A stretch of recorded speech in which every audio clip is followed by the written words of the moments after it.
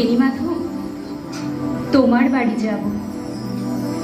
বেণীমাধব, তুমি কি আর আমার কথা ভাবো?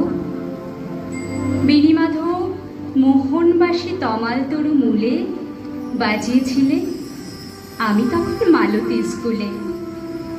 ডেস্কে বসে অঙ্ক করি, ছোট্ট ক্লাস ঘর, বাইরে দিদিমণির পাশে দিদিমণির বর। আমি তখন নবম শ্রেণী, আমি তখন শাড়ি।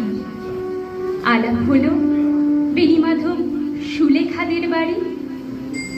বেণীমাধব, বেণীমাধব লেখাপড়ায় ভালো, শহর থেকে বেড়াতে এলে আমার রং কালো। তোমায় দেখে এক দৌড়ে পালিয়ে গেছি ঘরে।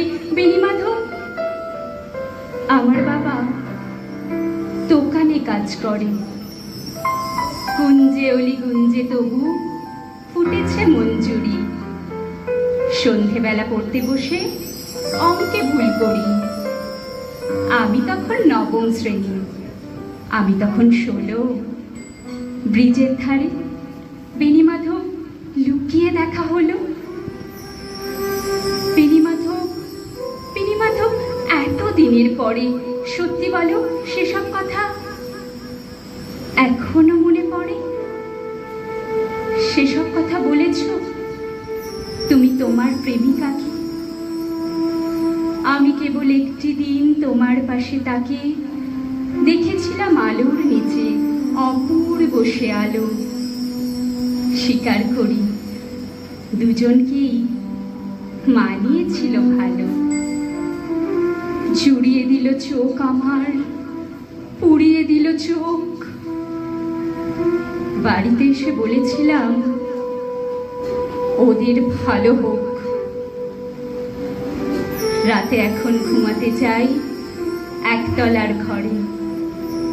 মেঝের ওপর বিছানা পাতা, জ্যোৎস্না এসে পড়ে। আমার পরে জীবন ছিল চোরা পথের বাঁকে মিলিয়ে গেছে।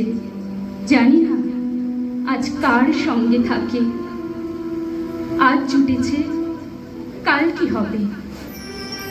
কালের ঘরে শনি, আমি এখন এই পাড়ায় সেলাই দিদিমণি।